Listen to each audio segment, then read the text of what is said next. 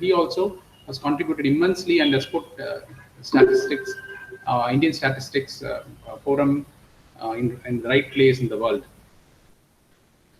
And also, I should thank once again Dr. Professor Rajgopal, who has been the light, who has been igniting the fire of research and statistics in all of us. And every few months, he encourages one more young mind to do something extraordinary. In this today's short session, I will take you through some of the researches our postgraduates have been doing. And I should also thank Mylene Biotech, who was instrumental in bringing 5 institutes in our country together to do something what very few people in the world has done. So they've come with some data on gut pre-probiotics, so which also have shown up something interesting. I cannot share all the information, but I'll show a fraction of that interesting information at the end of our presentation. So I would invite Shakti, so who would share this study with you, the effect of individualized whole hemodialysis. So we have been working on individualized whole dialysis for quite a while now. We found some extraordinarily useful interventions which can be easily be done by all of us. And this is one more of our research, and he will probably help you people to treat your patients better. I hand over the session now to Shakti Selvakumar.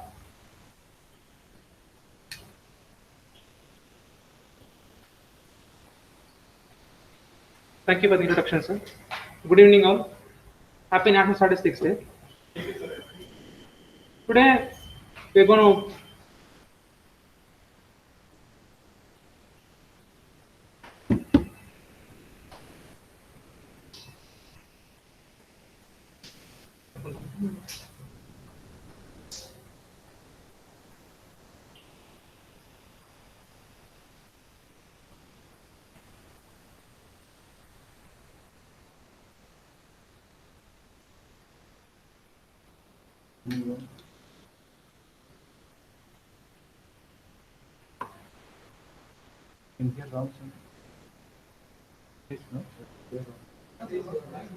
how will he do?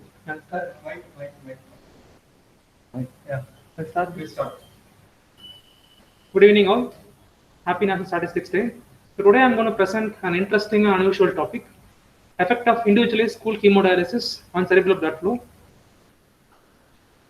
Hemodialysis patients are known to have cognitive, psychological, and functional abnormalities. The 1-year risk of developing multi-infarct dementia is 7.4 times higher in a hemodialysis patient than a normal individual. This is predominantly due to significant and recurrent circulatory stress causing perfusion abnormalities. Sakti, can you remove your mask? They can see your face. Sakti is a senior postgraduate. I'm sorry, sir. I'm Dr. Bhaktavatshalam from Coimbatore. I'm the chairman of KG Hospital. Namaste. Vaidyanathan. Good evening. உங்களுக்கு தெரியுமா எனக்கு Padmanabhan Raghavan sir அவங்க எல்லாம் வந்திருக்காங்க பரவாயில்ல. So he's a senior postgraduate and a doctor. Hello, Dr. Rajagopal. Vanakkam, sir. So he's from Tiruvannamalai. His father is a senior doctor and he has been a postgraduate student under Dr. Ilangovan and Ramaswamy. Dr. Siddharam, who is going to present subsequently, also a passed out of nephrology from KG Hospital. Ramaswamy is our second unit chief doctor, is a pediatric Ramaswamy Seturaman from Madurai. And of course, Dr. Ilangovan is the head of the Department of Nephrology, and he was in Pondicherry and Vellore 6 years ago. And thank you for participating in this program. And this program came into the existence because of the analytical research orientation of all the postgraduates and the doctors. And the person who helped us was Professor Dr. Rajagopal. He is the Joint Secretary in the Government of India in Institute, Mahalanobis Institute. So thank you, sir. Sakti Selvakumar, Ilangovan, Pradeep, Ramaswamy, T.C. Ramakrishnan, Professor Rajagopal, Salim Akhtar, and myself is Dr. GB. Go ahead, Selva. Vanakkam, sir. Vanakkam. Good evening. I will not interrupt. Note me. So today I'm going to present an interesting and unusual topic: the effect of individualized pooled hemodialysis on cerebral blood flow. Hemodialysis patients are known to have cognitive, psychological, and functional abnormalities. The 1-year risk of developing multi-infarct dementia is 7.4 times higher in a hemodialysis patient compared to a normal individual. This is predominantly due to significant and recurrent circulatory stress causing perfusion abnormalities in vulnerable vascular bloods, including cerebral blood flow. The effect of hemodialysis on cerebral blood flow has been controversial. Most of the studies have shown that there is decrease in cerebral blood flow, while some have shown that there is no alteration of cerebral blood flow. Very rare studies have shown that there is increase in cerebral blood flow. I have given the references below. Cool dialysis, in systematic review, they have shown that reducing the dialysis temperature from the set temperature improves hemodynamic stability and reduces intra-dialytic hypertension significantly. And it also reduces myocardial stunning with improvement in cardiovascular performance. In our center, my senior Dr. Vikas has done a study in our dialysis patients, and he has shown that there is 40% reduction in the incidence of intra-dialytic hypertension in patients undergoing hemodialysis by using cool dialysis. If you look at the literature, most of the studies have shown that cerebral blood flow significantly reduces regardless of the modality of measurement. There is one study, if you see here, done by Farodi, showed that cerebral blood flow increases 48 hours post-HD, which was an unusual finding compared to other studies. But the problem is that this study, there is no baseline measurement, and the cerebral blood flow was not measured during dialysis. And if you see the last two studies done by Eleni and Rising, they showed that using cool dialysis, changes in cerebral blood flow are attenuated, and when they followed the patients after 6 months, they showed that cool dialysis definitely has protection against white matter changes in the cerebral blood flow.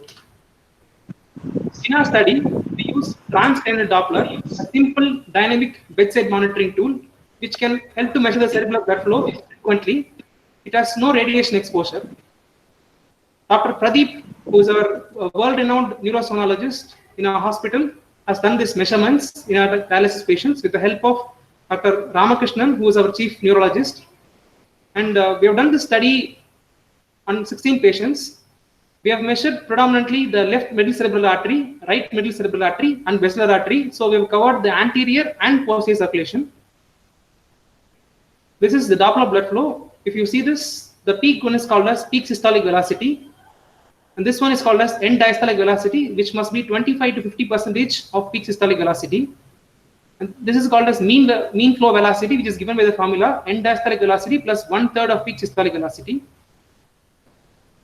The next one is pulsatility index, which is given by the formula PSV minus EDV by MV. The PI, pulsatility index, gives you the resistance in cerebral vessels, especially in the distal vessels. So as PI increases, you'll notice that cerebral blood flow gradually reduces, and it also correlates with EDV. If you look at this picture, the PI range of 0.6 to 1.9 has the optimal blood flow with an EDV of 20 to 25 to 50%. So when the PI is 0.5 to 1, it indicates normal resistance. Anything above 1.1, abnormal resistance, and more than 1.5 is very significantly abnormal. So we did standard temperature dialysis in the study group, followed by individualized cool dialysis the next week, repeated in the same patient with session, day, and ultrafiltration controlled, and also patient sodium and machine sodium being controlled. We measured PSV, EDV, MV, and PI during 0 hour start of the dialysis, 2nd hour, and 4th hour. Aim of a study to better understand the cerebral blood flow as measured by transcranial Doppler in stable hemodialysis patients with individualized cool dialysis, and primary objective was to assess and compare the cerebral blood flow parameters by transcranial Doppler in patients undergoing individualized cool hemodialysis versus normal dialysis. And the secondary objective was to evaluate the effects of various patient variables on the blood flow measurements and to standardize transcranial Doppler for hemodialysis population. The inclusion criteria was all consenting patients aged more than 18 undergoing chronic hemodialysis for minimum 3 months through either AVF or AV graft on stable intradialytic weight gain. Exclusion was patient who had constant antihypertensive prescriptions, and the patient who had significant carotid artery stenosis and recent history of CVA coronary event and significant AV dysfunction, recent sepsis, and dialysis to catheter, and patients who are having absent temporal bone window and non-epileptics. We used a rather new model done by Professor Dr. Rajagopal for sample size calculation. We analyzed all 170 dialysis patients in our unit, and we found that they had 4 major variation in the parameters as told by age, weight, ultrafiltration, and blood pressure. Patients were classified based on these parameters to measure the influence of these 4 parameters on cerebral blood flow. We have taken 2 levels of each parameters, one low and one high, as shown in this table. Patients were classified into 8 groups based on the above parameters, and the study was planned by balanced experimentation in such a way that every group of patient, all 4 parameters were replicated in equal number of times, as the following color-coded table, which I'll show you. And this is called as orthogonal array experimentation. If you look at this, there are 8 groups as indicated by the number, and there are 3 measurements at the start of dialysis, during dialysis, and end of dialysis, and all 4 parameters were equally distributed across all the tables. Demographics were comparable as shown by this table. We've even compared the patient's sodium and machine sodium, which was comparable in both the groups. By analysis, we have shown that the presence of interdependency of blood flow measurements between the arteries in baseline and during the study. The mean flow velocity between the arteries are positively correlated, which means the blood flow increased or reduced simultaneously across all arteries. Especially in basilar artery and right metacerebral artery, there was significant covariation, which I've highlighted in the table with a significant p-value of less than 0.05. Of all the measurements, these following measurements contribute significantly as the principal component in both pool and standard dialysis. You can see with the tick mark, PI was most significant across all vessels. This is called as a scree plot. If you look at this, the top 2 graphs, the eigenvalue of more than 1 was significant, which we had 4 measurements. Out of them, 3 were PI. And we have also included LMCA EDV and RMCA EDV and LMCA MV as they are on the higher end of the loading plot. Among the 4 patient parameters as age, weight, ultrafiltration, and blood pressure, the following were sensitive to cerebral blood flow measurements, contributing to the variation. If you look at this table, age was a common denominator in almost 7 out of 8 parameters. The next was weight. I've highlighted the significance of age and weight with a significant p-value and coefficient. By this table, as I can infer, PI increases 0.1 of every 10 years significantly, and PI reduces by 0.1 of 10 kg weight loss significantly. Sorry for the busy slide, I'll just take you to this. If you look at the table, especially looking at the PI, the risk of a patient developing the rise of PI is 37.5 and 37.5 in RMCA and LMCA respectively, and 31.25 in BA. While doing cool hemodialysis, this risk has significantly dropped to 15% and 22% and 27% in the respective vessels. If you calculate the risk of reduction, comparing the standard hemodialysis and cool hemodialysis, it's almost reduced to 62%, 40%, and 11%, and 72% with LMCA MV, where the risk reduces from 22 to 6. The rest were statistically insignificant. If you look at the risk reduction, it is clearly showing that individualized cool hemodialysis mitigates the risk by almost more than 50%. I'll explain about this box plot. If you look at this box plot for LMCA PI, on the right side of the corner, there is cool hemodialysis and standard hemodialysis. There are 2 groups, age below 30 and age up to 75. And this whole thing is weight less than 40 kg, and these are patients with weight up to 85 kg. If you look at this grossly, the patients who are having higher age group up to 75, the risk of increasing in PI, which you can see is going up to even 2.3, is very high in standard hemodialysis, especially with patients having low weight. And if you look at the patients having high weight group, in cooled hemodialysis, the PA is always near 1, but if you look at the standard hemodialysis, it's increasing. So we can clearly say that in higher age group patients, especially with lower weight, the risk of developing a high PA is significant with standard dialysis compared to cooled dialysis. We received similar results in RMC API and BAPI, which can be clearly shown in the box plot. If you look at this, the risk of increase is very high in standard hemodialysis compared to pooled hemodialysis. And this is BAPI with increase in PI with standard hemodialysis shown in the respective figures. And we had an interesting observation. There was a patient, Mr. R, which his name I could not clearly mention because of the issues, who had a very high PA of which was approaching around 2 during standard hemodialysis, which we have clearly documented. And this patient on subsequent pooled hemodialysis, his PA dropped significantly to less than 1.1, which was an astonishing finding. But when we were following up this patient, we found that unfortunately 3 months after the study period, he has developed recurrent pseudobulbar palsies, and recently the patient has passed away. Maybe if this patient was put on individually pooled hemodialysis completely, it would have helped in improving his cerebral blood flow, thus preventing him from having a cerebrovascular accidents. So the take-home message of this study is that pulsatility index can be used as a sensitive indicator for cerebral blood flow using a transcranial Doppler, and in hemodialysis patients with higher age group and weight group who are at significant risk of cognitive decline will benefit from individually pooled hemodialysis. Thank you. Any questions?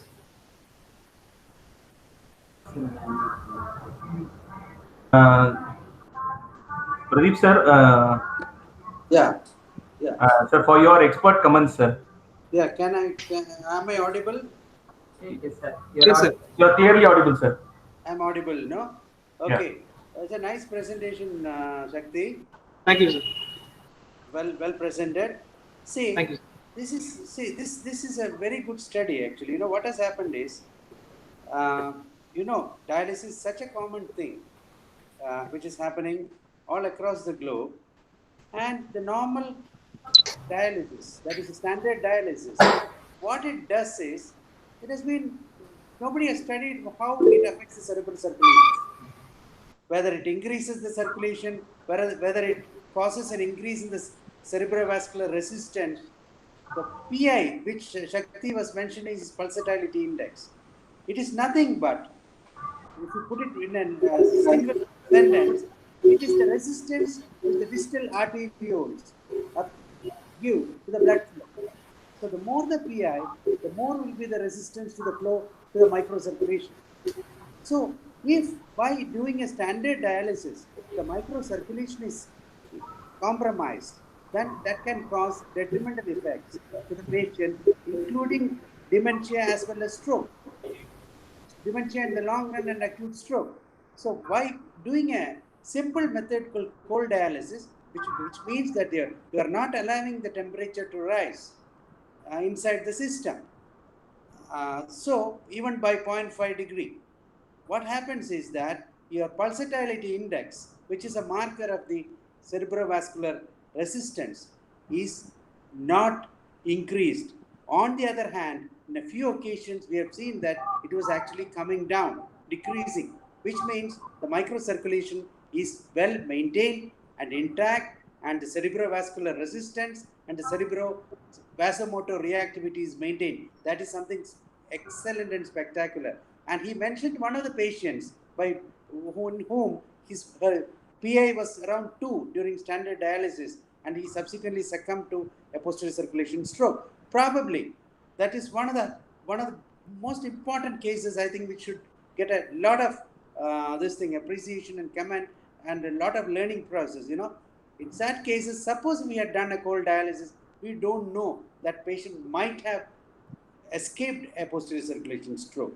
So ultimately what this means is, by doing a cold dialysis, you are helping the patients to maintain the microcirculation of the brain as well as preventing cerebrovascular consequences. Thank you, sir. That was a detailed explanation on the effect of cold dialysis and the microcirculation in the brain. We actually went a step ahead and did individualized cold dialysis. So the patient's temperature is recorded every half an hour by a digital thermometer, and the dialysis temperature adjusted 0.5 degrees less than the patient's temperature. This is what was the study protocol, sir. And actually, we should thank you for helping us through the study, guiding us through the study also. In spite of your busy schedule and being in Palakkad, you had actually initial few patients you have actually come and did it on your own. I mean, in your own. And we on a Sunday, actually on all Sundays, sir would come to the hospital and we would schedule the patients on Sunday, and sir would help us in doing these studies. There is one more. There's one question in the chat box. Which asks, does cool dialysis affect KTORV and dialysis efficacy?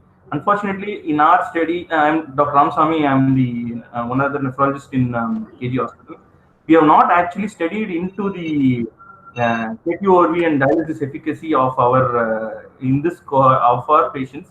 This was not our primary intention of the study. We just wanted to know that cerebral microcirculation, what was the effect of the dialysis on cerebral microcirculation.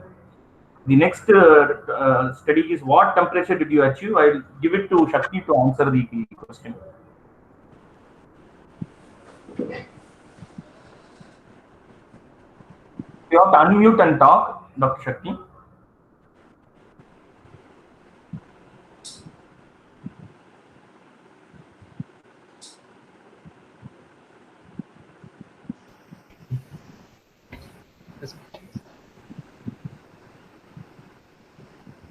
If you look at the demographics, the temperature using standard hemodialysis was 35.9 with a standard deviation of 0.7, and at 120 it was 36.2 with a standard deviation of 0.8, and at the end of dialysis, 240 minutes, it was 36.16 with a standard deviation of 0.8.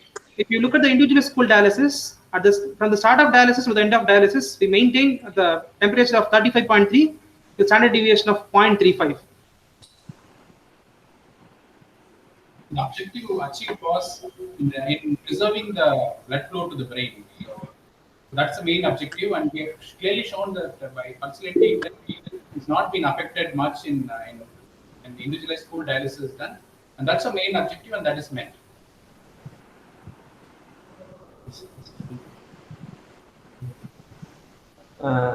Two other questions in the chat box. Dr. Ilangon, sir. Yes. Yeah.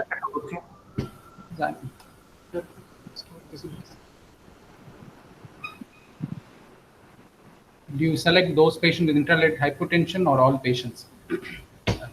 Yes. In one other study, what we have seen is that the individualized pool dialysis also improves intradialytic hypotension as well as hypertension. May appear paradoxical, but the data consistently and repeatedly clearly shown that individualized pool dialysis avoids both hypotension as well as intradialytic hypertension. And this initially, when we saw, we also didn't believe that number. We thought some error must have crept in, but we have shown in more than 4 studies that this phenomenon is all the time seen. The next question is: Would you recommend this as standard of care or only for elderly, malnourished, critically ill?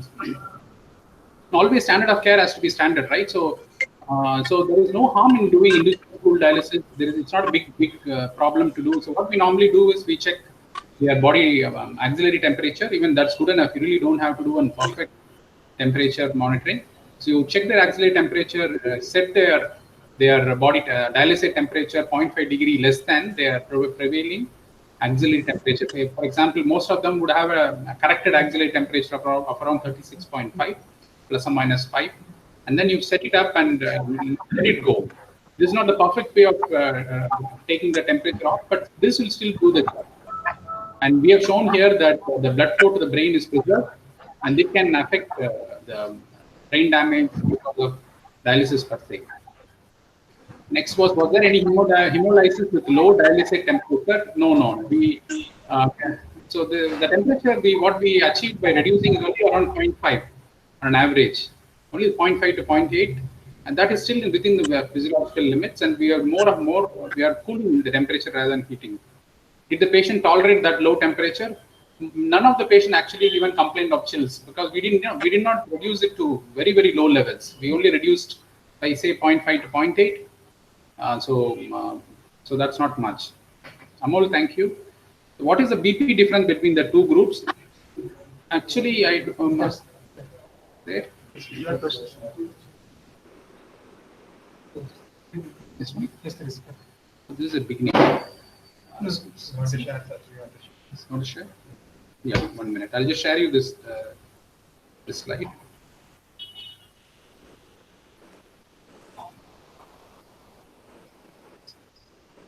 The systolic blood pressure, beginning of the study was 160 and 170, standard and individualized. But at the end of say 2 hours, it is higher in the standard dial is 164, and in individualized school it's 155. And at the end of dialysis, it's 166 in standard and 158 in the individualized school dialysis.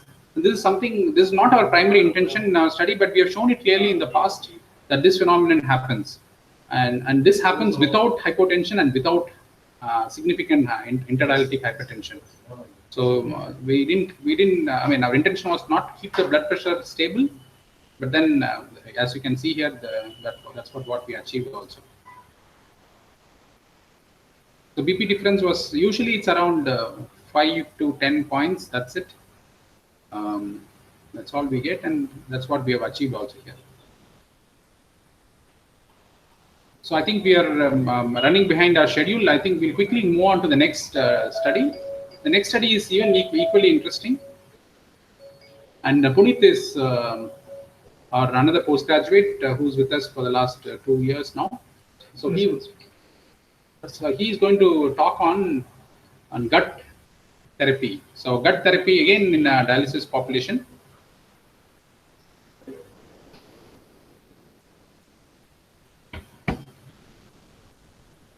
Can you use credit for this presentation?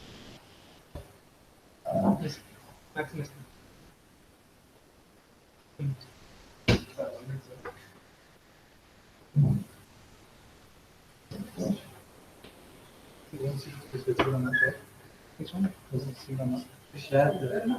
Sharing.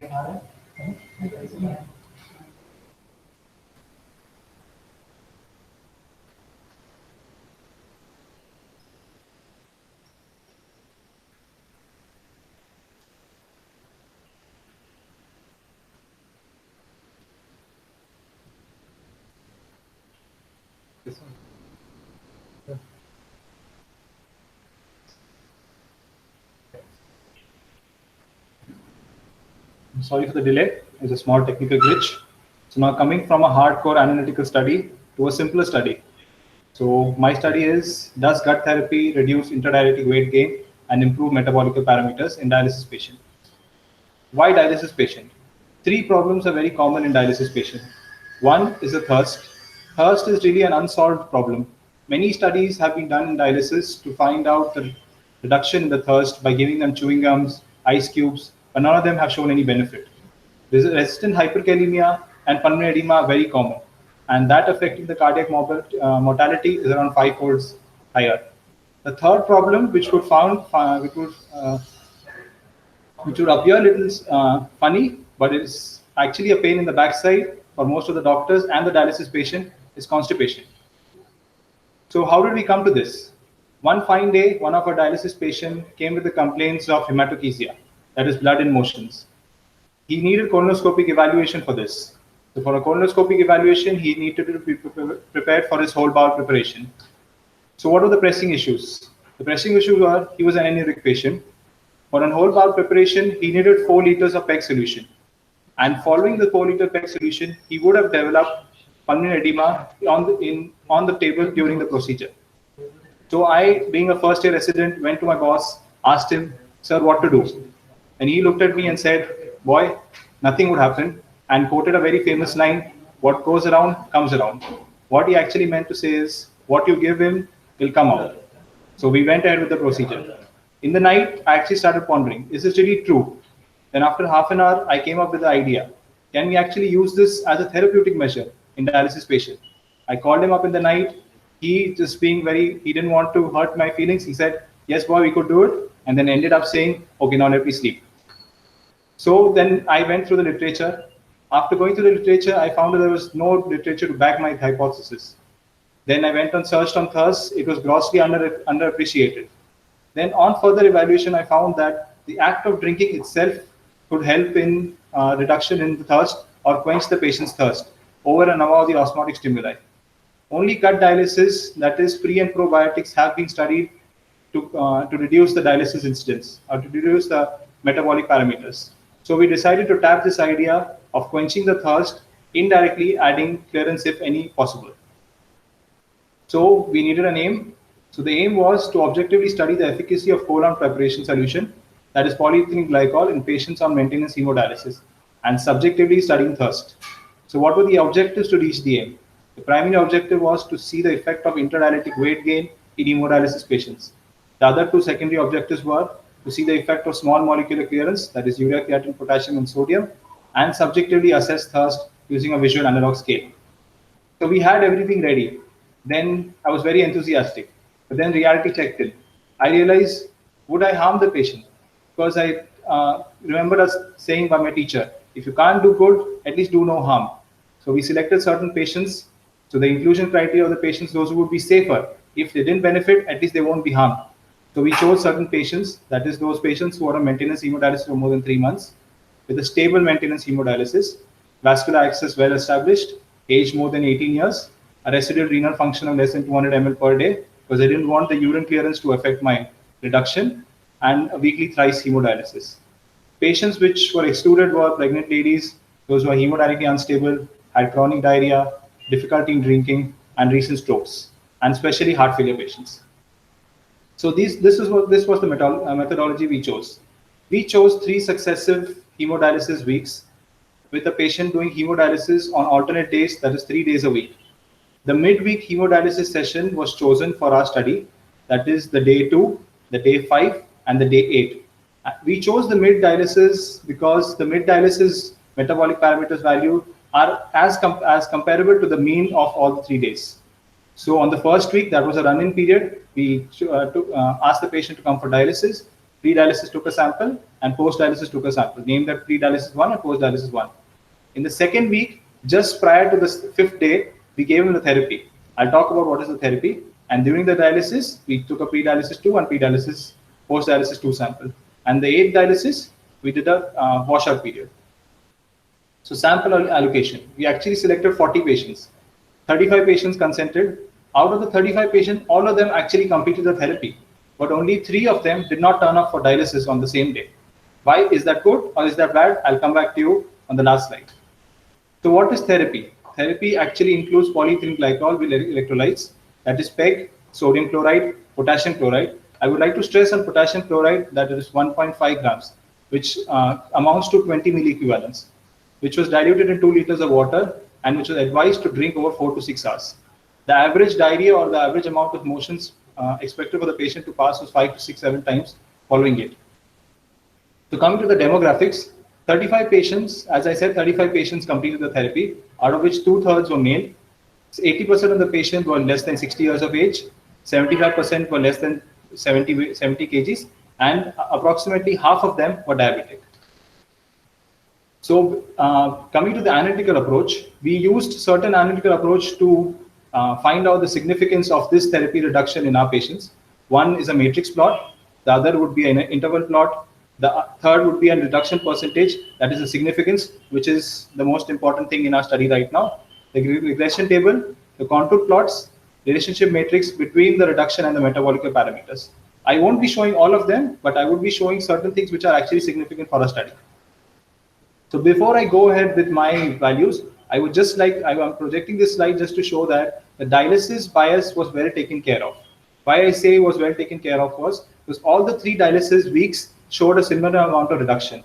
That is, the first week showed the creatinine reduced 60% in the first week, second week, third week. Potassium was around 30% in all the 3 weeks. Urea reduced by around 70%, and the weight reduction was around 5% in all the 3 weeks.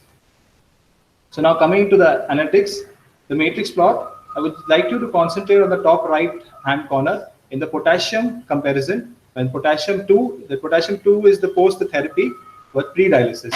So this has been compared to age and weight. So in that, if you can see, there's a blue line and there's a red line.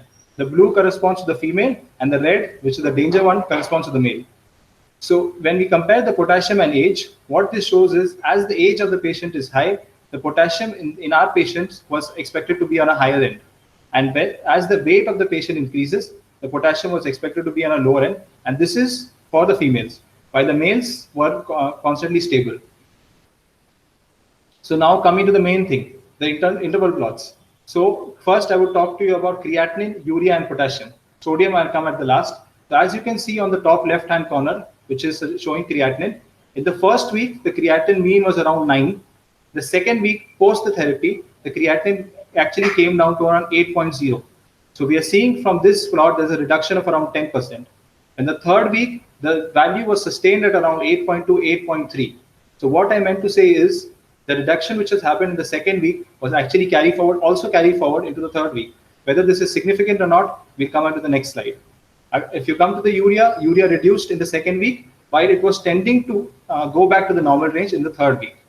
When coming to potassium actually significantly dropped from a mean value of 5.25 to around 4.74.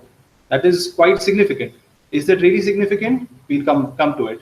While it returned, or it was tending to return to the baseline level in the week 3. Sodium, on the contrary, increased. From week 1, it increased to week 2, while it came back to the normal levels in week 3. Why has this happened is, there are two reasons why this would have happened. One is sodium is highly regulated by the body. So even if we are giving the patient some PEG solution and making him pass a lot of motions, the solvent drag because of this PEG solution is very minimal. And this was actually compared or actually shown to be true when a study was done by Sapira et al.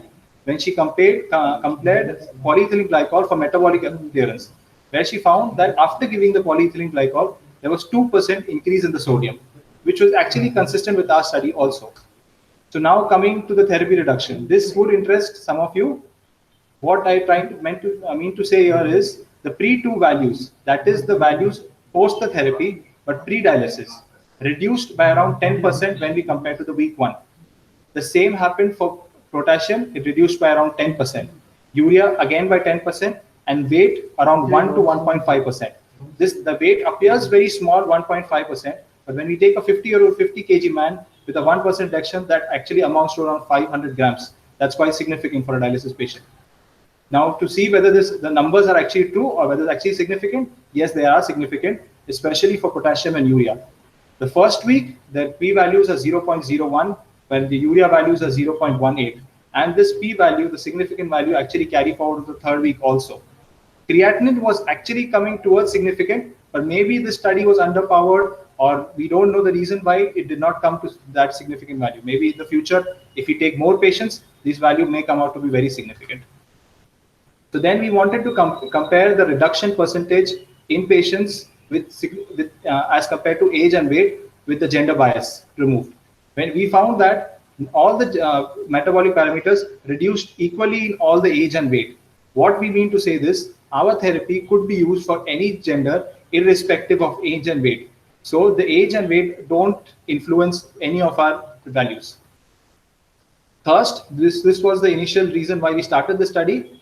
This study was actually started with a plan to quench the thirst, but due to the subjective nature and the unreliable analog scale, we could not show any changes. It still needs further testing, but the good part was compliance to our therapy was actually very good, and the patients actually enjoyed drinking 2 liters of luxurious water. But whether did it quench their thirst, we don't know. So for further directions, we would like to say, continue therapy for consenting patients, decide the cutoff points for age and weight, gender in future studies, expand the scope of study to include all CKD stages, CAPD patients, end-stage renal disease on medical management. The timing of therapy could have been better. We don't know because it's the first time it has been tried. We could have actually given this therapy on the day of dialysis rather than giving on the previous day. The role of urokinetic modeling in the therapy and volume we could be focused instead of the weight, we could focus by doing BCM. So to conclude, small insignificant changes were seen in intradialytic weight gain, that was around 1%. But if you take the values as such, 500 grams, 600 grams, it's quite significant. Thirst satiety may be quenched, we don't know, because our study was actually underpowered and the thirst scale which we used was actually not validated. substantial reduction in serum potassium level was seen. That was around 10%, which if you take an average value is around 0.5 milliequivalents reduction. That's quite significant. And it was quite relevant also. Safe mode for treating constipation. Oof, we've taken care of the constipation part at least. Some molecular reduction was sustainable even in 2 weeks post-therapy. And few anuric patients inadvertently missed HD by a day and remained safe. This last point I would like to focus on is, this last point actually tells us about the 3 patients who backed out after the study. They did not turn up for the dialysis on the same day of their due dialysis. They turned up on the next day. So means maybe our therapy worked, maybe it did not work, but they were asymptomatic when they turned up. So I would conclude by coining a new term for my therapy. I would actually like to call it intestinal dialysis, because I am achieving around 10 to 15% reduction in creatinine, potassium by just giving PEG solution, while the dialysis machine is achieving 60%. I am not trying to say that I'm trying to take over the dialysis. I'm just trying to help the dialysis. Thank you for your patient listening. I'm open to questions.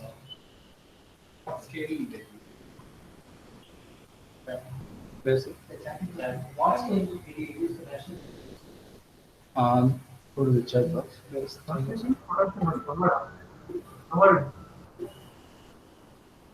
There are 2 questions for you, Dr. Puneet.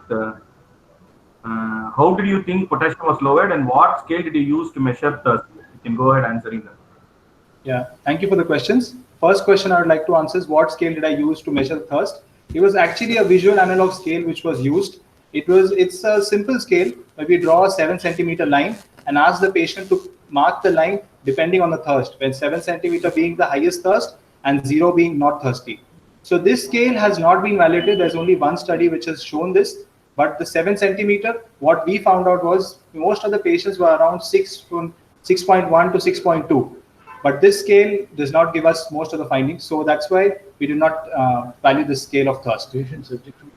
And there was a lot of patient subjectivity. That's one of the reasons. The other question is, why do you think potassium was lowered? Potassium could have been lowered because, see, generally 90% of the clearance in CKD patient is done by the urine, or in any patients of the potassium clearance is done by the urine.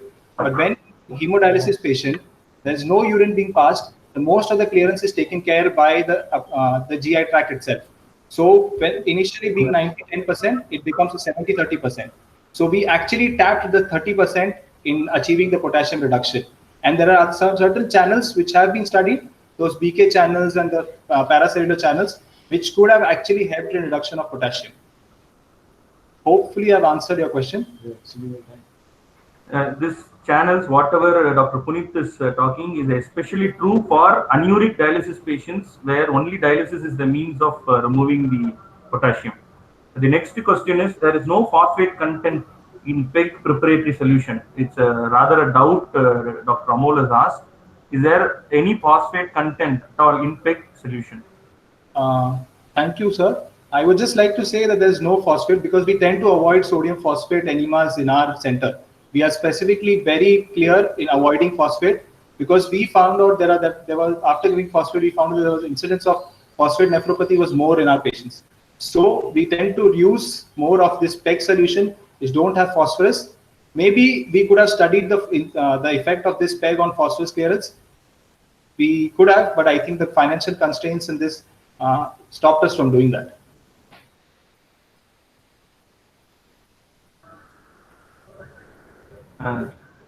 Thank you for the active participation. That was a wonderful presentation, Dr. Puneet. Thank you, sir. There are no more questions, so we move on to the next presentation from Dr. Sidram Kamate. He's our junior nephrologist in AG Hospital. He is streaming from Karnataka, Hubli. Or Dharwad, I don't know. Both are same.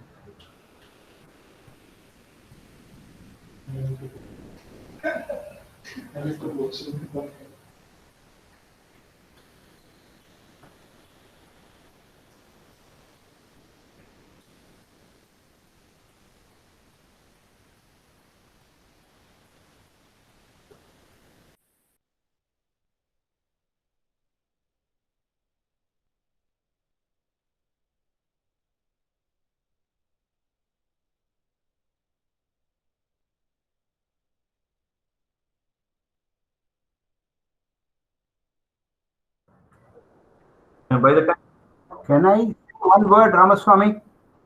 happy evening, sir. Ramaswamy, this is Dr. Bhaktavasalam, chairman of KG Hospital. Happy evening, sir. The reason why I want to interrupt is Sidram. Sidram is our postgraduate who just recently passed out, and then he has been a successful candidate to get a Tanker Award, the best postgraduate presentation done in the New Delhi Tanker Award. He's a recipient of a Tanker Award. Incidentally, Dr. Ilangovan Veerappan was also awarded the Bansal Award. You know, the nephrologist Bansal Award is one of the prestigious awards. So, and this Bansal Award was given to the head of the department. One of the postgraduates was getting that Tanker Award. Professor Rajagopal is a wonderful gentleman. We have known him for about 2 decades. He's a Government of India Joint Secretary gentleman. He is much interested in statistics and Six Sigma. The quality of any production or service can be measured. And his clients include multinational giants like TVS company, CTS, Cognizant Technology, and many more. And so we came into his umbrella, or he came into our umbrella when we were doing this 128 slice CT scan for predicting a heart attack in patients with diabetes and hypertension. We acquired this 128 slice Siemens machine about 15 years ago, and we've been doing a lot of good work. And then he said, why not you analyze all these things? I said, analysis is the weakness of a clinician. So when a clinician starts analyzing, analytical data is coming from his own practice that is beautifully presentable across the world. Recently, he was responsible for putting us in the map of gynecologists. There's the International Gynecological Conference in Switzerland. And our people presented it, and the Swiss people were very happy. The reason was the 150 deliveries happened without any risk during the COVID period. Ladies and gentlemen, I think it's not exaggeration to say Rajagopal is our motivator for most of our research areas. And thank you very much, Rajagopal. Sidram, you may continue. Thank you very much. Bye-bye.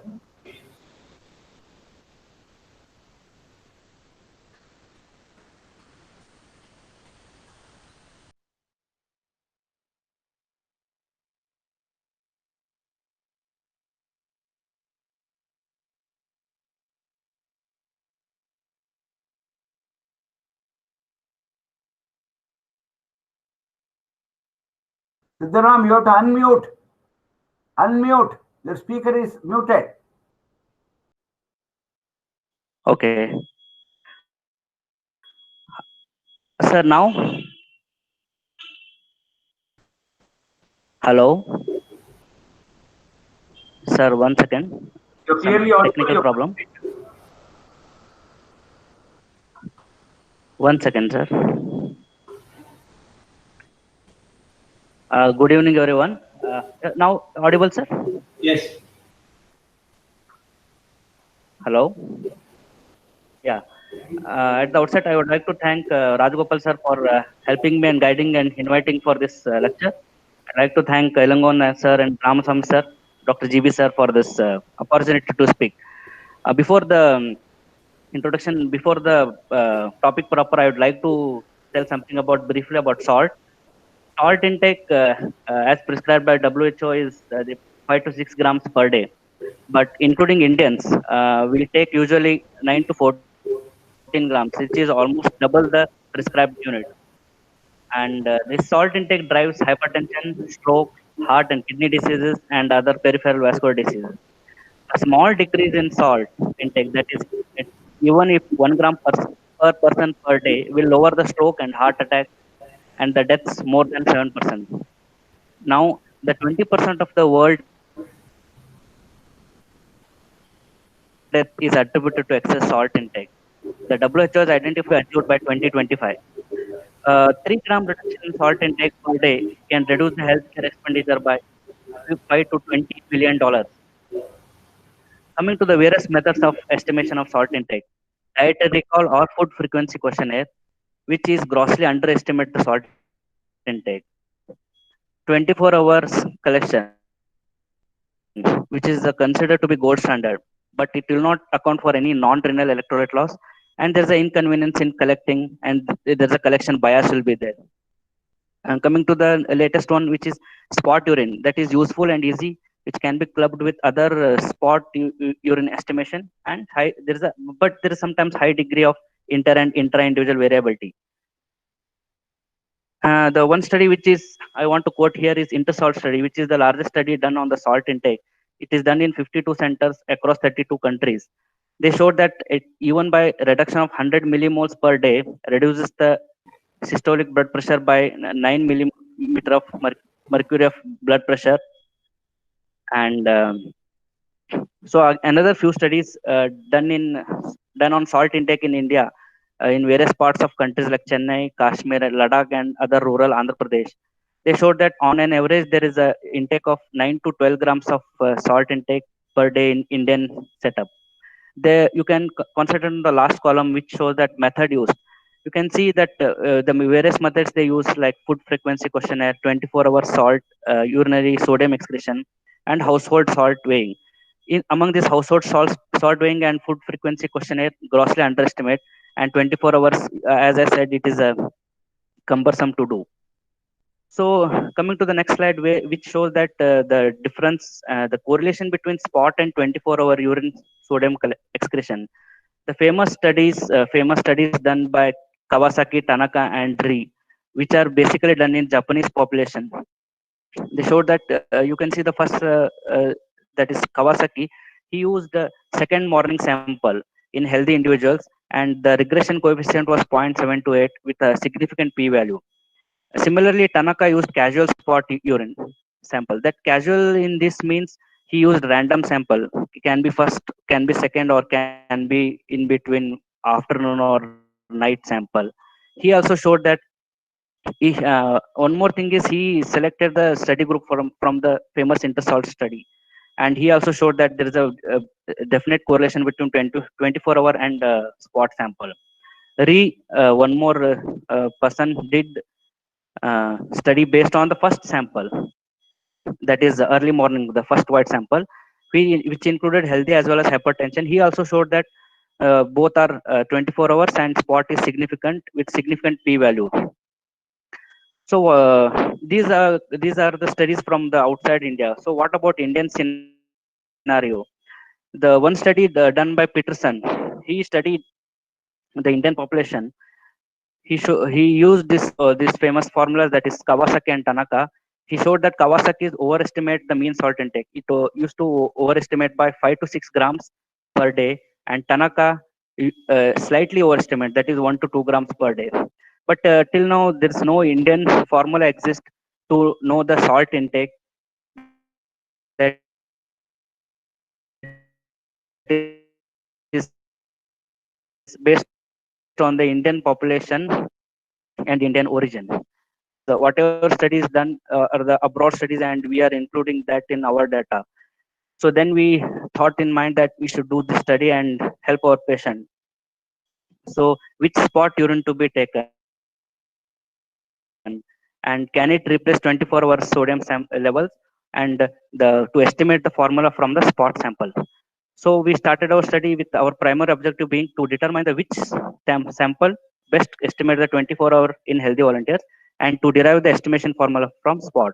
Our second objectives were being to compare the existing salt estimation formula and to develop the ICT device based on the formula. So this is our the inclusion and exclusion criteria. We included healthy volunteers of 18 to 80 years, and sample size being 28. We excluded patient on drugs like NSAIDs, heparin, and OC pills, and the subject with erratic salt intake. Study extended from May 16 to May 18. This is how we did study. That's the methodology. 28 people we selected randomly. We asked them to come on a fasting state on a random weekdays, and the first while we gave three fixed meals, that is similar quantity and quality was given to all the subjects. We asked them to void the first void, and that should be discarded, that should not be included. And we gave a fixed breakfast at around, say, around 8 o'clock. At the same time, we have taken the sample, that is 0 hour, 1 hour, 2 hour, and 4 hour post breakfast, and the rest samples are collected in the 24-hour scan. In all samples, we have measured sodium, chloride, as well as creatinine, and we we found that the 24-hour sodium excretion was around 161 plus or minus 76 milliequivalent per day, which roughly comes to around 9.5 grams per day, which correlates with the other studies. Coming to the statistical part, the we as we said the we have measured the consecutively urinary sodium levels. We have the graph of how the pattern of sodium excretion comes. You can see here that at 0 1 hour and second hour it peaks, and after that it plateaus. We don't know what happens after 4 hours, as we have taken only till 4-hour samples. Coming to the principal component analysis, there were some 32 variables were present in our study. In that, the top variables were chosen by this principal component analysis by eigenvalues. Among these values, we put in a matrix plot. You can see here that the first hour sodium by creatinine, which has a longer and which is a more lengthier and steeper. So we included this, and along including this, we have done the estimated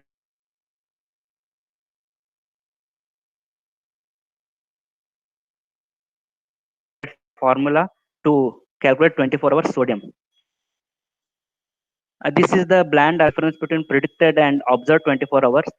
The difference was 7.8 milliequivalents per day, which roughly comes to around 2.5. As I said, that previous two famous formulas, that is Kawasaki and Tanaka, we included Kawasaki and Tanaka.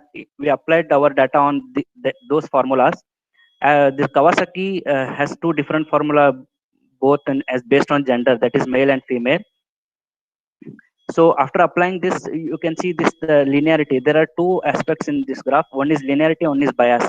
Linearity is the slope. You can see here it's linear. Both in this is for males and this is for females. Both has a good linearity, that is around 84 to 85%. But there is a significant bias. So in males it is around 2090% bias, and in females it is 1500 bias. So it is huge bias. Coming to the Tanaka formula, it has a single formula. There is no gender difference in this. Here also the slope is good, that is linearity is good, or say around 58%. But bias is also huge, that is 740. The bias is less compared to compared to Kawasaki, but still it is high. This is our formula, that is KG Ramvera formula. You can see the linearity is good, that is comparable 54.7%, and bias is very less, that is nil, negligible bias compared to the standard formulas which are derived in other countries. This is our Indian origin. So we did the same we externally validated our study on 8 subjects. You can see here this is Kawasaki and this Tanaka. Here also Kawasaki, the slope is linear, but the R square is very minimal, 0.4%. Tanaka also R square is very less, that is huge bias, and but good linearity, that is 24.3%. Coming to our formula, which we used for external validation, you can see the linearity and slope is good, and bias is very less, and R square is huge. Coming to the compared to previous two formulas, this is huge R square and with the significant p values. And the difference between measured and predicted 24 hours was only 2 milliequivalent difference between the measured and predicted. So based on this, we started developing ICT, that is Information Communication Technology device. The web link we developed based on this formula for calculating for calculating salt intake, and this is security ensured. There is no sensitive data has been taken except basic parameters like age, BMI, gender, first hour urinary sodium and creatinine values. The output is updated in real time.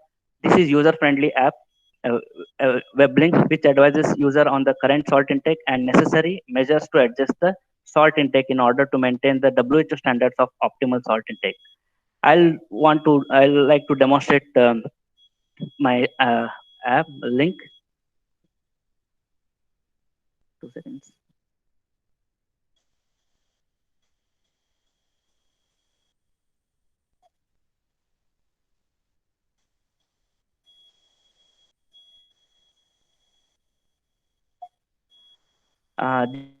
This is our this is web link that is named as KG Ramvira under the guidance of Dr. GB sir. This is the KG hospital logo, and once they open, this is a welcome page. You can see here the hypertension complications in the graphical depicted in the graphical picture, the stroke, heart attack, and kidney damage. And this is the name of the scientist, myself, Dr. Ilangon sir, and Rajgopal sir. And this is the basic information saying that this is a useful app to predict salt intake per day. Salt intake is predicted in grams per day, and it can be predicted rather and prevented from the risk. And this is not a hardware-based device. This is a software-based ICT platform. As I said, it should be done valid between the ages 18 to 80 years, and is environment friendly and save storage spaces of 24-hour scan, and it's not cumbersome, and it will not ask to collect the urine for 24 hours, and it's a real time using only spot sample. And this is user friendly device and self explanatory, and it's an innovation by Department of Nephrology KG Hospital for a public positive health initiative. And this is already I have spoken that knowing salt intake, this base all basic information is there, like how much salt to take and what are the complications. For the layman, it's easy to understand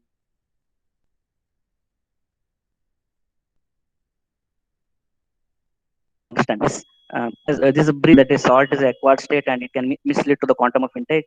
And so this is the brief introduction instruction how to do. Empty your bladder before your breakfast. Collect 5 ml of urine exactly 1 hour post breakfast, and approach the nearest lab. Get your sodium creatinine done. This briefly I'll explain about how this works. Say some name, mobile number, reference doctor, male, age in years, say 45.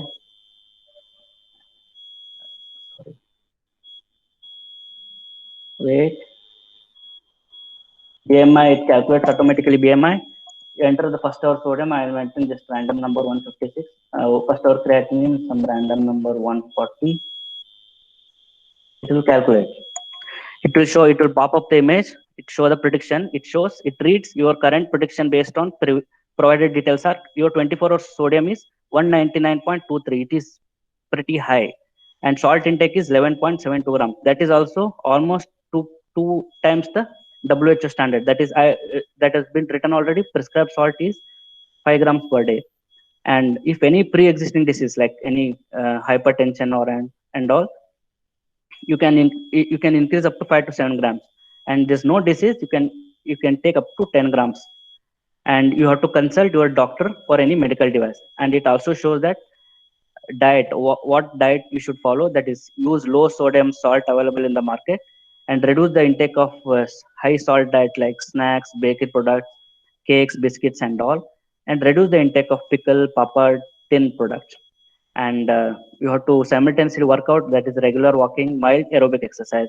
And it also shows that this is not valid for patients or anybody between less than 18 or more than 80 years. And this is not valid for chronic kidney disease patient or patient on diuretic people. And that's all. 1 second. And coming to the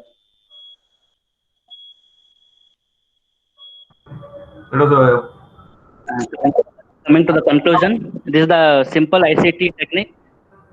This is unique in its kind, especially in the Indian setup. And a user-friendly web link is developed, which will tell you the salt intake by just giving your 5 ml of urine, which saves your precious time and money. And this is important in preventing the occurrence of hypertension and its complication. It gives a patient long, comfortable, healthy, and happy life. Thank you, one and all. It's open for questions. Dr. Sidram, it was a very nice presentation. Thank you, sir. This web link is available for all public, I believe. Yes, sir. It's available, sir. Okay. It's freely available, sir. Yes, sir. Okay, thank you. I want to set the ball rolling. I've asked one question. What is the minimal requirement? Yes, sir. If somebody wants to do their salt estimation, what is the minimal requirement of test that has to be done? Minimal requirement is only 2 tests they should do, sir.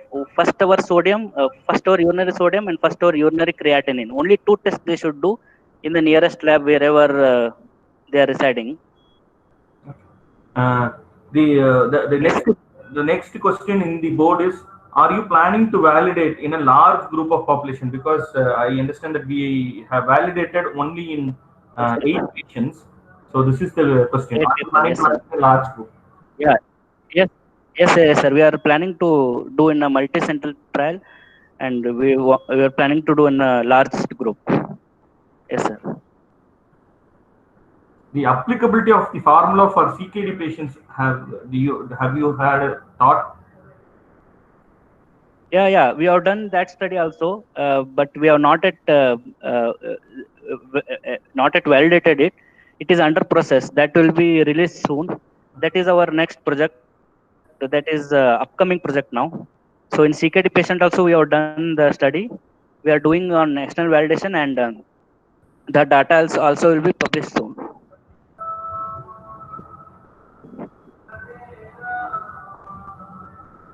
Over Telengon sir for his experts comments. Yes, sir. So regarding validation part, I think this particular equation, unlike many other prediction, people have tried doing spot urinary testing and then trying to extrapolate 24-hour salt intake. And how we stand out is we know why the 0 hour does not work, the second hour does not work, or the fourth hour does not work, and only the first hour works. So we didn't shoot in the dark to find out if it works. And because of that, what has happened was the prediction equation suffers from the least possible bias for all the equations ever published. So that was a major advantage of the methodology we had done. And so far, even though the validation we've used a very small number, it seems to be much better than the prevailing available equations. We would want to validate for larger number.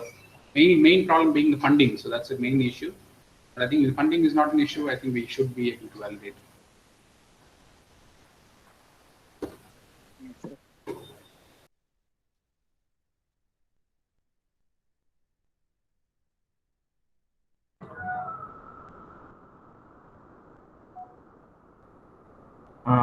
Any plans of doing a point of care testing device or a test e-strip or strips like that for this test? Yes, sir. Yes, sir.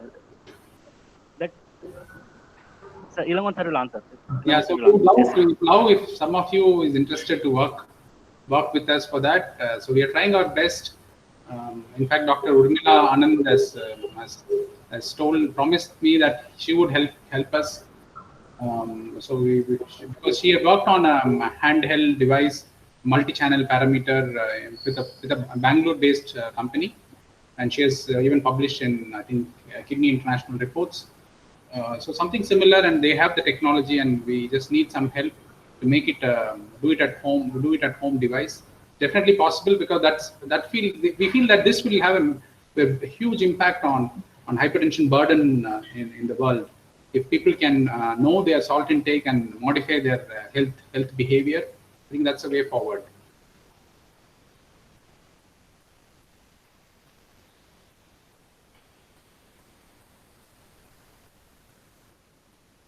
Fine, I think we will conclude this presentation. If you don't have any more questions, we'll quickly move on to the next presentation.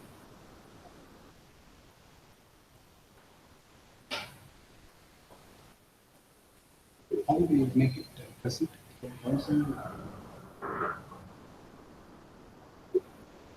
The audience all know Dr. Ilangon sir. He doesn't need any introduction.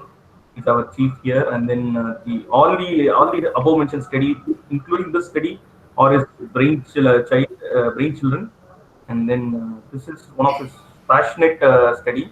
It is in the final stage of what we call analysis, and it's ready for publication. Over to you, sir. So this, I should thank. This is a program we are going to talk about how the routine parameters like platelet count, uric acid, and things which we normally tend to ignore in our day-to-day reports can be used in predicting a uremic toxin. I'm going to talk more on creatinine prediction rather than peak resolve prediction because I don't want to jump the gun. Because a lot of hard work people have done. And Dr. Chakur, Dr. Anita Saxena, Dr. Sanjay, Dr. Amol Mahaldar,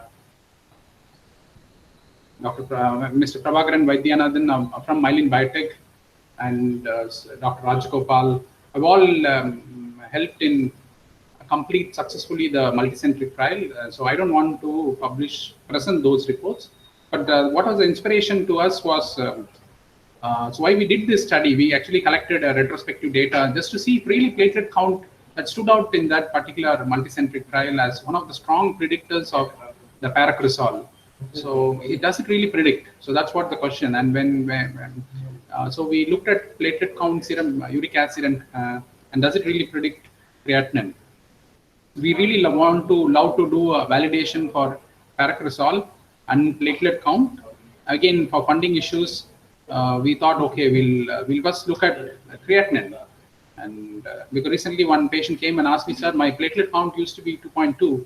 And now when my creatinine is say 12 and 13, and I know that I'm going for dialysis, why is that my platelet count is low? This is after going through the results of the trial, the multicentric trial. And I told him without blinking an eye, I said, no, the uremic toxin brings down your platelet count. And this guy, we did peritoneal dialysis, and 2 weeks later, his platelet count was back to more than, I think, 2.7 or so. And so this guy, we did not do too many tests to find out why his platelet count came down to 1.47 lakhs. Because by this time, we knew that they are also part of the uremic toxin-induced suppression. What is the current understanding of toxin-mediated suppression of the platelet count? In fact, when I looked into literature, there are a handful of literature on platelet count. In fact, platelet count, especially the mean platelet volume, is a well-validated parameter as a risk factor for cardiovascular events. So much was evident. So it's a very strong risk factor, and this was even validated in renal failure. So mean plus platelet volume, and I think we also should look into that. But platelet count also does have some kind of relationship, an inverse relationship. So the higher the grade of CKD or class of CKD, the platelet count keeps on dropping. So so many studies have come up with that. And yes, this happens especially when the GFR and the CKD class shifts to 3, 4, 5, not really seen in 1 and 2 and early stage 3. So the studies which really looked into platelet count and creatinine, when in early stages, they don't see a relationship. So whenever anybody is going to do that, I think they should keep this in mind. So we collected, we wanted to validate basically the paracrisol relationship, but then we don't have the paracrisol values now. So we thought, okay, we look at it the creatinine to look at whether there is a relationship between creatinine, uric acid, and platelet count. And these were the independent predictors of paracrisol in the previous study. So the objective was to assess what kind of relationship they have with creatinine, uric acid, and platelet count. And if uric acid and platelet count are predictors of serum creatinine, we know that they can't be, because we know it's a well-validated, we know that age, gender, body mass, those are the clearly laid down predictors of serum creatinine. So we collected 85 patients over 2 years. So these patients are the people who are with the retrospective study who are given creatinine, uric acid, and platelet on the same day of sampling. So some of them may be an acute, some of them may be even chronic. So what we did was we collected only patients who gave their sample in the nephrology OPD. So that way, like, we wanted to rule out the acute renal failures. But I'm sure some of the patients can be acute renal failures also. So this is a matrix plot that shows the relationship between creatinine and age. We all know that the creatinine value decreases with age because of the muscle mass. Then we have uric acid, which increases with increase in creatinine. And this is what we are looking at. So platelet count decreases with increasing with increase in creatinine. So again, a dendrogram, this is basically the cluster, and when they are close to each other, it means they share some degree of similarity with each other. So creatinine clustered close to uric acid and AH clustered close to platelet count. But then overall, if you see that they're closely related. So the linear regression between creatinine and uric acid, there is some relationship. Similarly, there is some relationship between creatinine and platelet count. And the second half of the slide. So this is a beta coefficient in a linear relationship. So this tells you what is the weight of the relationship. So age, for every one year of increase in age, the creatinine drops by 0.04. Similarly, for every 1 milligram increase in uric acid, the creatinine increases by 0.3.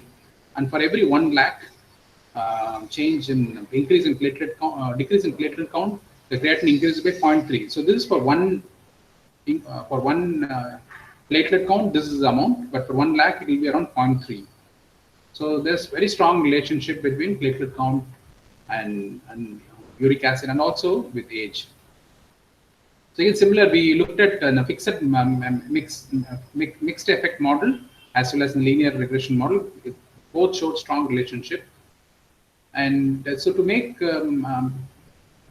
understanding simple, so for example, a female patient with CKD4, somewhere CKD4 or creatinine between 2 and 4.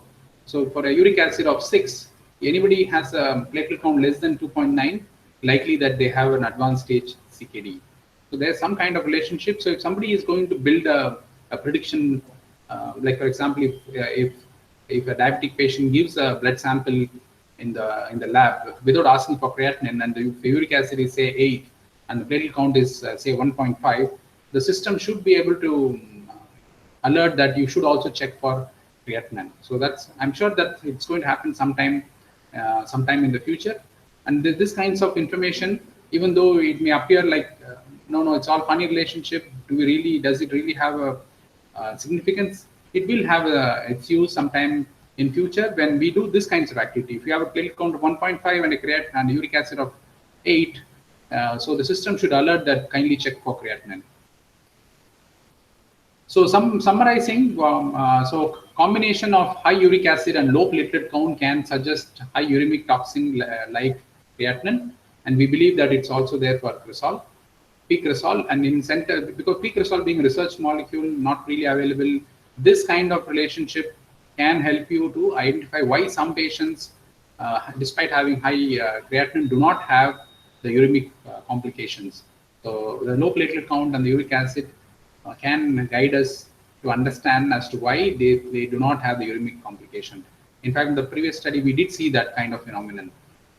So I've not shared those data with you. So one of the causes of low normal platelet count is uremia per se. We know that we always, as nephrologists, especially when you're going to transplant somebody, you are too worried about atypical HUS. But this is one more parameter you should understand, one more cause for low normal platelet count. So when the pretest probability of CKD is high uric acid and low platelet count should warn us about the presence of an advanced stage CKD to anybody who is not at that point in time ordering a creatinine. Thank you all. I should thank Dr. Chako and Dr. Anita, Sanjay, Amol, and Myelin Biotech, and definitely Dr. Professor Rajagopal, and our chairman, our hospital, for giving us the possibility to do all these kinds of study in a very small nephrology unit. Thank you one and all for patient listening. Thank you, Doctor.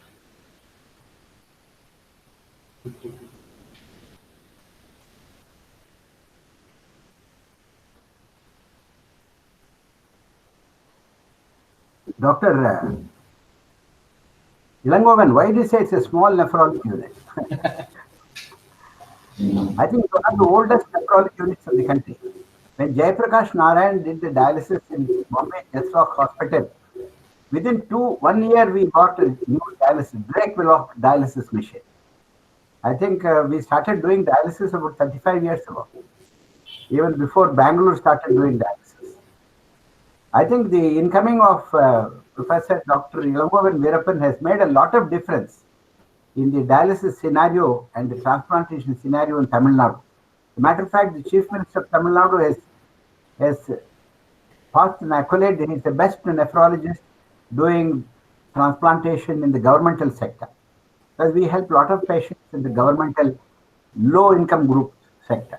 And he introduced this ABO mismatch transplantation about 4 years ago. He went to Korea, and he has, to his credit, 8 postgraduates have passed out of Coimbatore. And Ramaswamy himself was his postgraduate, became an associate professor now. So this is an internationally well-known dialysis center. I'm very proud that he is with us, Dr. Ilangovan Virappa. Thank you, sir, for the kind words.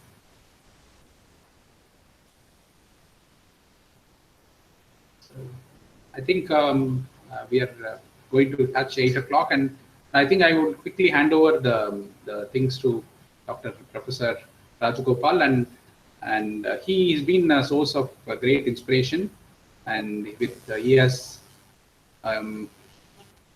never-ending energy, just like our chairman. So he works 20 hours per day, I think, and he's been a source of great inspiration, and we are very happy we met him 3-4 years back. And I would hand over the mic to him, and he has something to share with us.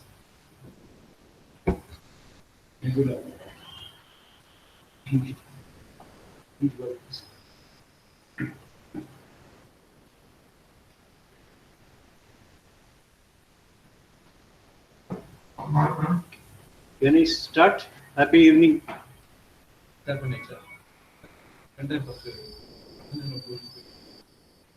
Happy evening, Rajagopal. Happy evening. Happy evening. Thank you, Doctor. I am just starting I am not a physician. I am a statistical process analyst.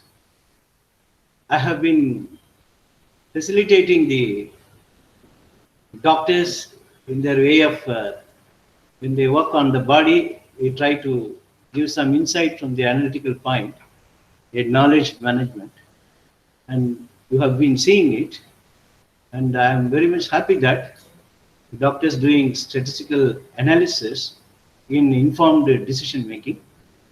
I am happy that it is happening on this Professor Mahalnovic's 127th birth year, and Professor Rao's legendary living centenary birth year. I should thank Dr. Bhaktavachalam and Dr. Ilangovan and Mr. Prabhakaran of Myelin Lab for this particular study that I tried to make it. I will try my best that I am able to clarify your doubts. One or two words about Mahalanobis. Who is Mahalanobis? You are from Indian Statistical Institute, and yes. Had statistics at infancy a long time ago. Yes, Doctor. Dr. P.C. Mahalanobis is well-known physicist in the country. He made the Planning Commission of India, and he brought the modern analytical thing that is happening around the world on discriminant analysis, which is being used extensively in all the research in NASA, biochemistry, and bioinformatics, the modern science that he is the base for all this research and development work. And Dr. C.R. Rao is a father of experimental design under R.A. Fisher. So these two methods have been extensively used by previous speakers in classifying the patients by orthogonal array experimentation and in finding out the multiple measurements, which one to take, like PI. These are all their contribution to science, which is now becoming easier because of the computer science that has come into picture. That those days they were being doing it without computer. Now it is becoming very easy. Now this Professor Mahalanobis is well known for making Indian statistical system very well, and Planning Commission, and also he did a lot of work on measurement system analysis, and he is the reason for National Sampling Survey in the country. So he's planning, and he has also said that higher education should go with a lot of facilities, and I was one of the facilities that he gave me every month 1,000 rupees after my graduation, so that we read very well on the analytical front.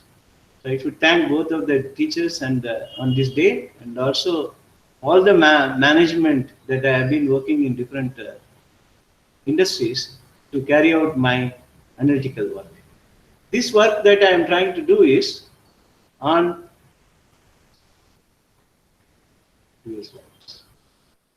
relationship between uremic toxin, endoxyl sulfate, and hematocrit. This is a very interesting study. How it came to my mind was, sticker was pasted at my home. I was quarantined after returning from United States on March 2nd, in the process of death due to COVID-19. I was thinking about that, and I was sitting with our nephrologist. SARS issue was one of the issue, and the quality of blood was the another issue.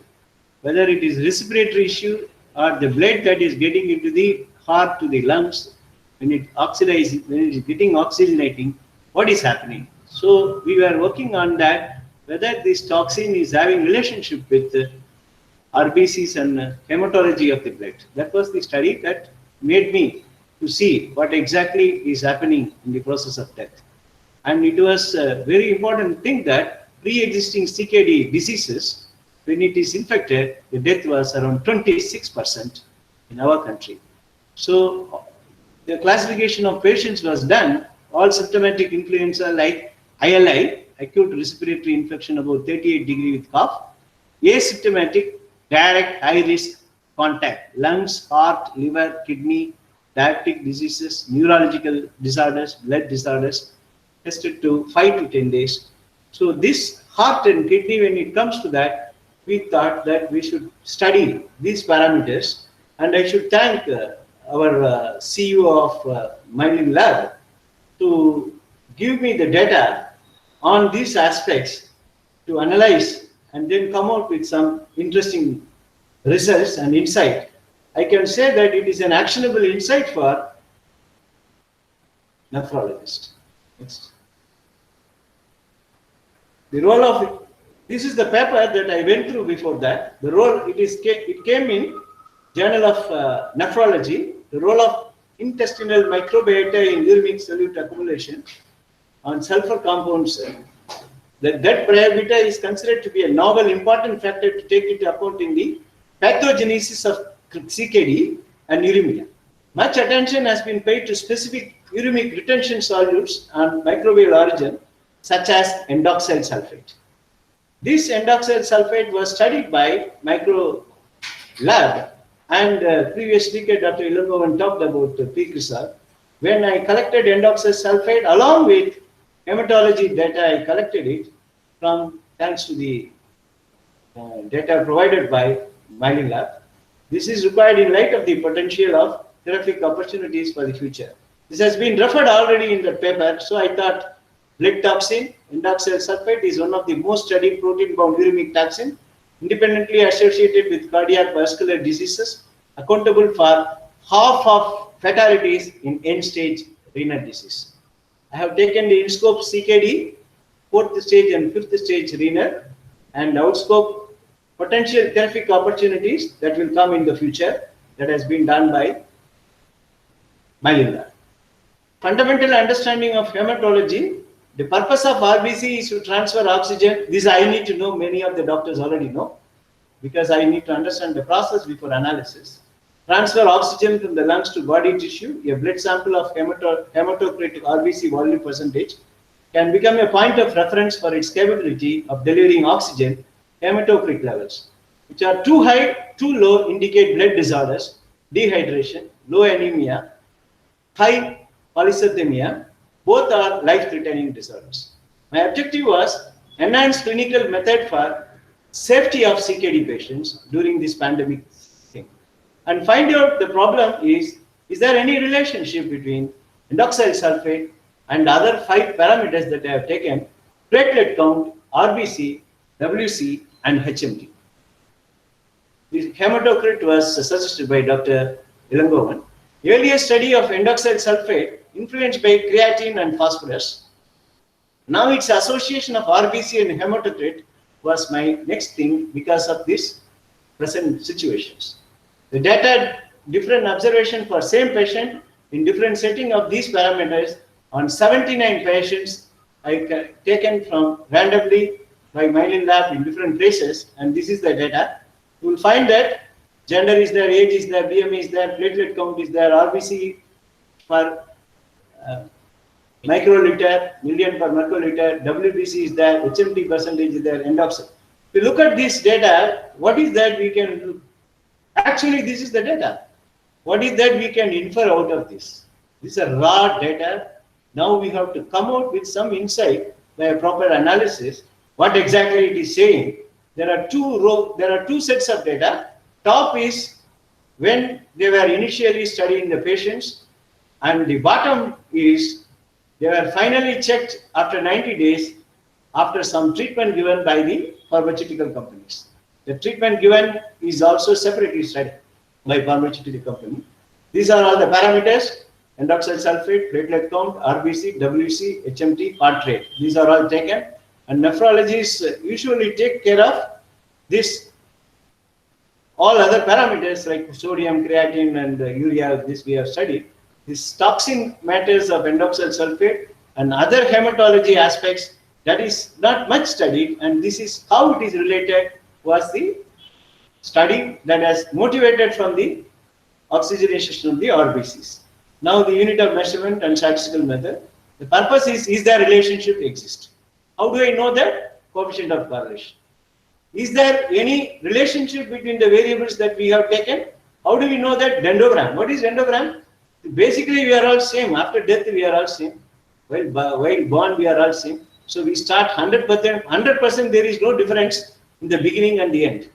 Then when the variables comes, there is difference. How the difference comes? That's what dendrogram comes between the variables. Visualization is saying how the relationship. You can just look at the graph and tell whether there is relationship or not. From this, can you tell, because endoxyl sulfate is not usually tested in any laboratory in India. So this is a parameter that is definitely affecting the cardiac functions. So this parameter is when it is associated to other hematology parameters, and it can be improved through some treatment. What can be done in that? How is that can be predicted? For that, multi-regression is used. If there is anything significant comes, can we do it by change in one parameter? What is the change in endoxyl sulfate? That can be seen by linear regression. That is what I am going to talk. Very important thing is that I have circled it. You see the RBC rows. See the RBC rows. See the endoxyl RBC column with the endoxyl initial. You see the 0.022. 0.022. This is the highest number in the first row that you will not see anywhere here. This is the highest number. What does it say? RBC is directly, indirectly, definitely, significantly related to endoxyl sulfate. So the toxin is in the before itself, even before treatment itself, RBC is highly related negatively, that when RBC increases, toxin reduces. Let us see further. It is not the case with any other thing. You will not see such a low number anywhere here. You see here, second row, no number. WC and platelet count we already know. That we already know. This is the very interesting thing, that negative relation is happening with the RBC. Normally we don't see RBC in the usual uremic parameters. Now this throws good light. If it is initial like that, you see after treatment what happens. After treatment is significantly much more, that it reduces the toxin and increases the RBC. That is what is the treatment? That is what we will discuss later. Now you look that here it is highly significant after the treatment, after 90 days. Now you will find that you can visually see that where is the sharp line comes. This is the sharp line. RBC versus endoxyl sulfide. So when it increases, the endoxyl sulfide will reduce. Same thing with the HMT also, but its influence, how does it show numerically? That is what the next slide is. This is for final one. After the treatment, you can see that how it is improving all the aspects of endoxyl, the toxin, how it is reduced after the treatment. Final means after the treatment. Next. Now this dendrogram, see, usually you see in y-axis always increasing. Here it is reducing. Why? In the bottom, nothing, everything is same. The bottom 100% we are all same in the graveyard. In the birth we are all same. So 100% we are same. Now you will find that RBC and HMT are going together. Then what comes is, you see here, this is coming, this is coming, endoxyl is coming. Then this influence is what we are trying to see in this, that we have made it that these three are blue line are going together, endoxyl is coming, this is the toxin, and how these two can help in controlling this endoxyl sulfate. That is what we are going to see. Now this is after that, it is the same thing, that same endoxyl sulfate is how it is being taken care with the other three parameters. Now we will find that after the analysis, we look. All these variables is contributing about 28% and 14% is coming from RBC. For what? It is for endoxyl. So it is P value is highly significant, and it is not only the initial stage, the final stage, it is much more significant. What does it say? That it is saying that how much reduction can come if we increase the RBC, how much reduction can come in the endoxyl sulfate. It was not showing difference between females and males. Now look, when RBC is increased, the reduction is 25 grams in the endoxyl toxin. 25 grams is the reduction before the treatment. After the treatment, you will find 100 grams, nearly 93 grams reduction. See the sharp fall. Why it is happening, it is after the treatment. What is more important is that the one that we may not look, usually the red blood corpuscles, it is not hematocrit. When we look at this, then the toxin is getting reduced. So in the present system of when pre-existing CKD disease, when get infected, definitely RBC count plays a important role. And when it is can be increased by some treatment like a leading laboratory myelin lab that they have found an innovative product, that when it can definitely help, then how it helps, that is what it is. Next. Findings, endoxyl sulfate is negatively highly related to RBC. When RBC increases, toxin reduces. Reduction in toxin is much explained after the treatment when the RBC increases. Visually, it is seen in a matrix plot by a strong falling line. None of the parameters establish significant among the multiple parameters except RBC. This is except RBC. For every 1 unit increase in RBC, initial toxin reduces by 25 micrograms, which improves to 93 micrograms after treatment. What is the treatment? That is a magic box of pharma industries. They will let us know what exactly the treatment.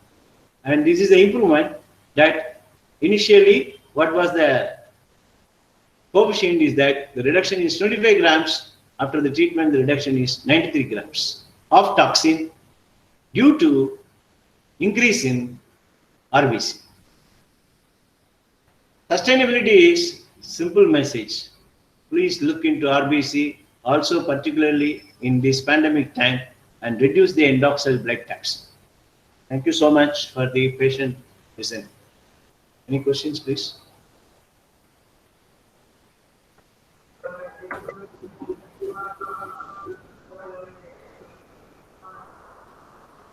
Thank you, sir. That was a wonderful presentation. It's actually an eye-opening presentation for nephrologists.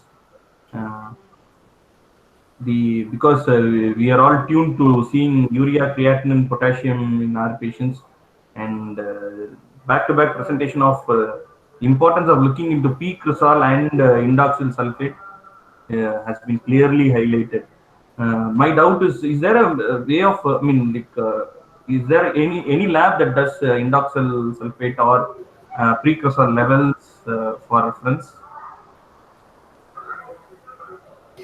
As such, I understood that it has not been done. 1 or 2 labs in the country, in Jammu and Bangalore, they are doing, as per the information I received from the laboratories. That's why we tried whether it can be predicted from other parameters that we are actually usually seeing. In that, other cardiac parameters and hematological parameters also plays a role. Like, so I come to understand that RBC numbers give a clue about indoxyl sulfate, and platelet count gives a clue about peak result. Exactly. Because thank you so much. For simple people, for like us, I think simple words only we can understand. Exactly, Dr. Robson. Yes. I am not a doctor. I try to understand from you what exactly it is, and you throw me a lot of data, and I was brainstorming and seeing that some insight can be given before we touch the body also. So that is your humility, sir. That is your humility. That you're actually a great pleasure to have you at our midst, sir. Thank you, doctor. To the experts are welcome. Any other questions? I may not be able to answer technical questions. Dr. Ramasamy can help me. How it works, that's what I want to know. How it works metabolically, that when RBC increases, the toxin reduces. This is in microscope, that is in biochemistry. What is happening in our body, that is how it getting reduced, and what the treatment that is making that magic box, that is what exactly I am trying to know. I think mining lab will come out with a better report of how to use this powder, whatever they are giving the treatment, initial 0 days and then after days, 90 days. Thank you, sir. Thank you. We actually this is still a mystery only. How the microbiota works, because people, as we progress in the scientific grasp, people still believe that gut has a different brain on its own. That is why the gut dialysis term came into, and these people there in this pharma company, they believe that they have the magic box, more aptly the magic box. I think you can't name it anything better. So they have the magic box that when you unlock it, there may be an answer that lies in between dialysis and reality. So that is there. But for any other questions? For the want of this, because gut dialysis is the name that has already been given for giving pre and probiotics to dialysis patients or patients in end-stage renal failure. We actually coined the term intestinal dialysis for giving laxatives and trying to find out if there is any change that produces.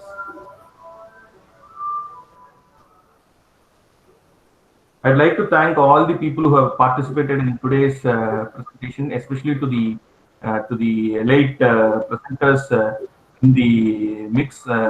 We actually had around 32 people in the audience who have stayed glued to the presentation till the end, and good discussion also was going on in the chat rooms. I thank GB sir, because he has spent a lot of his time.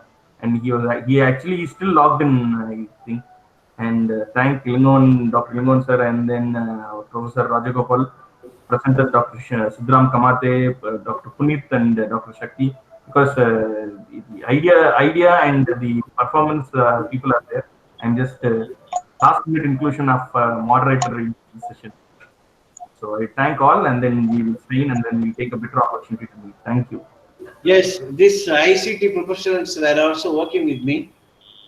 Mr. Our computer scientist, Exactly. Gautam and Murali and Ganesan, they are our helping me in making this salt intake on Weblink and analysis on time to take care of whatever we wanted in the graphical form. So I thank them also for their coming and sitting with me midnight also. Thank you so much. So can we call it a good conclusion by Dr. Ilangovan? Okay, sir. I think thank you all the participants. I think they are the real heroes of today's webinar, and without whom we won't have all the enthusiasm to present. And I think thank you one and all for giving us so much of motivation to do the good job. Thank you all. Thank you, Doctor. Bye.